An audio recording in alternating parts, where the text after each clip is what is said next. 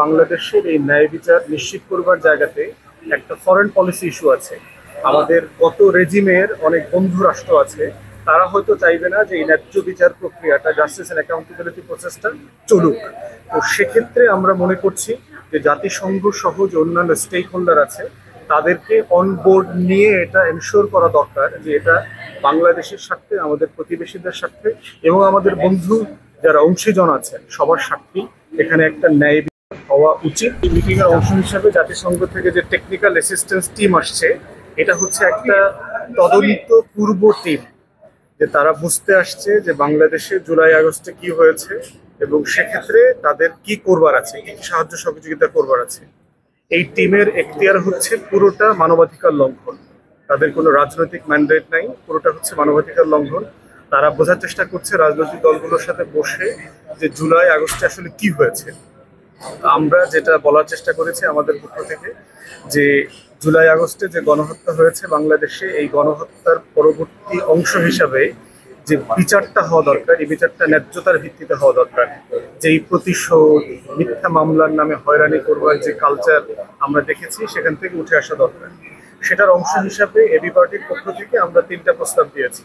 প্রথম প্রস্তাব হচ্ছে যে জাতিসংঘ সবসময় সব অন্যায়ের, সব গণহত্যার বিচার করতে পারবে না, তাই এই টেকনিক্যাল টিমটা এমনভাবে আমাদের প্রতিষ্ঠানগুলোকে রিফর্ম করতে সাহায্য করা দরকার যাদের মাধ্যমে মূলত ন্যায় বিচার নিশ্চিত করা হয়। তার ভিতরে একটা হচ্ছে আমাদের তদন্ত সংস্থা, আমাদের পুলিশ, আমাদের ল এনফোর্সমেন্ট এজেন্সি।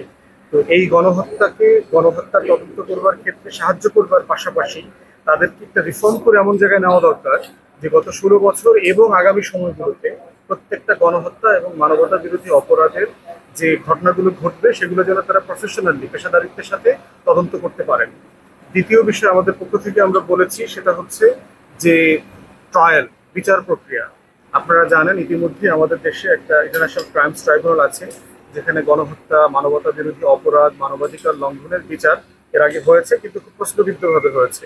সেগুলো সংশোধন করা যেতে পারে তাদের অধীনে। তাদের যেহেতু একটা গ্লোবাল এক্সপিরিয়েন্স আছে, সেটার উপরে ভিত্তি করে এটাকে কিভাবে একটা আন্তর্জাতিক মানে স্বচ্ছতার ভিত্তিতে ন্যায় বিচার নিশ্চিত করা যায়, সেটার ব্যাপারে আমরা পরামর্শ দিয়েছি। তৃতীয়ত আমরা বলেছি যে বাংলাদেশের এই ন্যায় বিচার নিশ্চিত করবার জায়গাতে একটা ফরেন পলিসি ইস্যু আছে। আমাদের গত রেজিমের অনেক বন্ধু রাষ্ট্র আছে, তারা হয়তো চাইবে না যে এই ন্যায্য বিচার প্রক্রিয়াটা, জাস্টিস এন্ড অ্যাকাউন্টেবিলিটি প্রসেসটা চলুক।